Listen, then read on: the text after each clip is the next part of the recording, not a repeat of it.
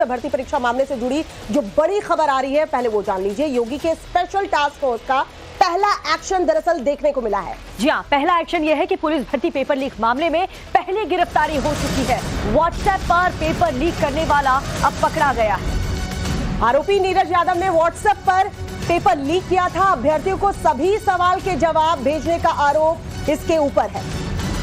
और इसके अलावा आरोपी नीरज यादव बलिया का रहने वाला बताया जा रहा है कि किसी और ने इसे आंसर शीट भेजे थे और उस आरोपी की भी तलाश अब की जा रही है। मैसेज एकदम क्लियर है, पेपर लीक करने वाले किसी भी आरोपी को छोड़ा नहीं जाएगा। तो यहाँ देखिए, ये पहला एक्शन दरअसल इस पूरे मामले में देखने को मिला था। योगी आदित्यनाथ, जब जिस तरीके से हंगामा किया गया था कि पेपर लीक होने का दावा हुआ और उसके बाद अभ्यर्थी जो है वो लगातार एग्जाम रद्द करने की बात कर रहे थे, योगी आदित्यनाथ ने खुद संज्ञान लिया और एग्जाम जो है वो रद्द किए गए थे। उसके बाद ये योगी के स्पेशल टास्क फोर्स का एक्शन देखने को मिला है।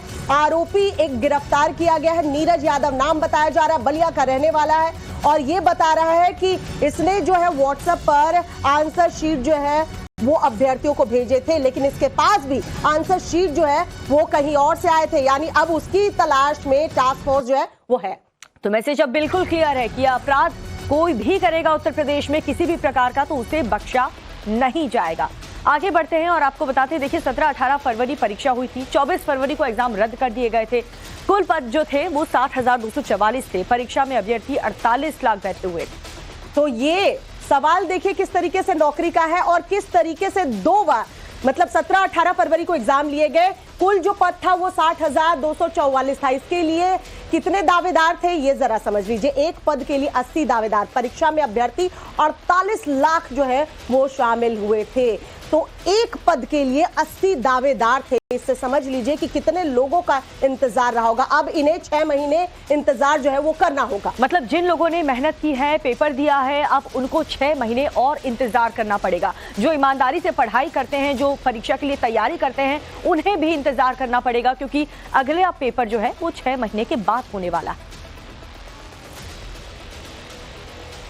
मनीष यादव हमारे साथ लखनऊ से जुड़ चुके हैं। मनीष, मैसेज बिल्कुल क्लियर है, अपराध चाहे कुछ भी हो, अपराधियों को उत्तर प्रदेश में बख्शा नहीं जाएगा। टीम को बहुत बड़ी सफलता हाथ लगी है। मुख्य आरोपी नीरज यादव गिरफ्तार कर लिया गया है, लेकिन बताया जा रहा है कि एक और साथी नीरज यादव का, क्या उसके बारे में कोई जानकारी मिल पाई है क्या? देखिए, जो जानकारी मिल पाई है, एसटीएफ के पास जो जानकारी है, उपाध्याय नाम का वो शख्स है जिसने जो आंसर सीट है वो नीरज यादव को मुहैया कराई थी और नीरज यादव ने फिर उसे अलग अलग सेंटर जाकर डिस्ट्रीब्यूट किया था। एसटीएफ को ये जानकारी उस वक्त पता चली जब कृष्णा नगर लखनऊ में एक सेंटर में एक छात्र से पूछताछ हुई। छात्र ने बताया कि उसे आंसर सीट नीरज यादव नाम के शख्स ने मुहैया कराई थी, उसका पैसा लिया था। बलिया का ये रहने वाला है, पहले एयरफोर्स में नौकरी किया करता था, लेकिन बहुत दिनों से नौकरी उसने छोड़ दी है। पूछताछ में कई चौंका देने वाली जानकारी सामने आई है कि नीरज यादव इस तरह के एग्जाम से लगातार जुड़ा रहा है। उपाध्याय की पूरी डिटेल एसटीएफ के पास है। एसटीएफ ने मथुरा में छापेमारी भी की है, लेकिन अभी वो एसटीएफ की पकड़ से बहुत दूर है। एसटीएफ उसकी घेराबंदी की कोशिश में जुटी हुई है। कोई एक जिला नहीं है, बल्कि नेक्सस के तार बहुत गहरे हैं।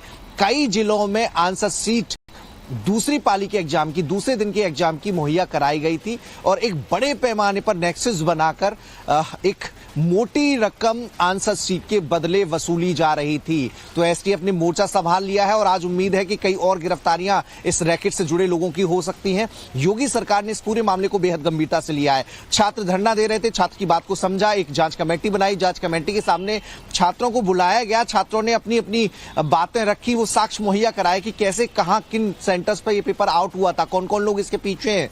ये पूरी जो कड़ी है वो नेटवर्क खंगालने की कोशिश के तहत एसटीएफ ने जोड़ी। कड़ियां जोड़ने के बाद नीरज यादव का नाम सामने आया और अब उपाध्याय नाम के शख्स का नाम सामने आया और एसटीएफ उसकी घेराबंदी करने में जुट गई है। मनीष, ये पहला मामला नहीं है जब पेपर लीक हुआ होगा। जाहिर सी बात है, नेक्सस जो काम कर रहा है उसकी कहीं ना कहीं पहचान अंदर खाने भी रही होगी और यही वजह है कि उन तक भी पहुंचना जरूरी है। प्रशासन को देखने वाली बात होगी कि उनकी गिरफ्तारी कब तक होती है। बहुत बहुत शुक्रिया मनीष तमाम जानकारी के लिए।